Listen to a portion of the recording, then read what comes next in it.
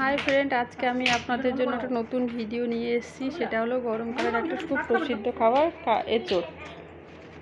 আজকে আমি এঁচোড় কাটাটা দেখাবো।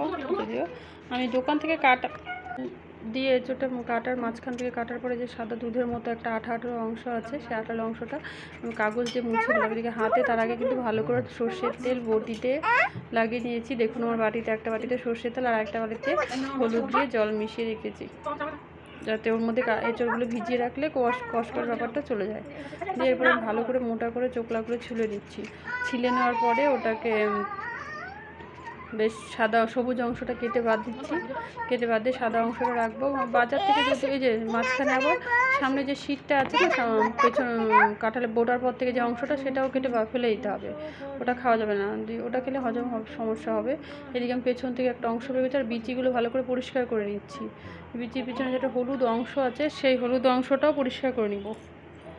দেখুন এই হলুদ অংশটাতেও পেট খারাপ, মানে পেটে ডাইজেস্টের সমস্যা হয়।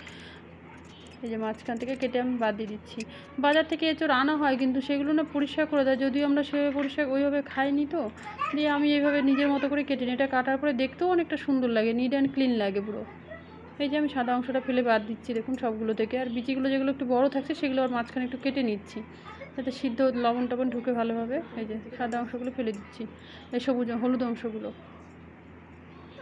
মোটামুটি আমার এঁচোড় কাটা কমপ্লিট হয়ে গিয়েছে। দেখুন আমি এরপর লবণ হলুদ মিশিয়ে রেখেছি। ওটা ভালো করে কালকে রান্না করবো। আমার ভিডিওগুলো যদি আপনার ভালো লাগে, লাইক শেয়ার কমেন্ট করুন প্লিজ, আর ফলো করুন আমাকে একটু।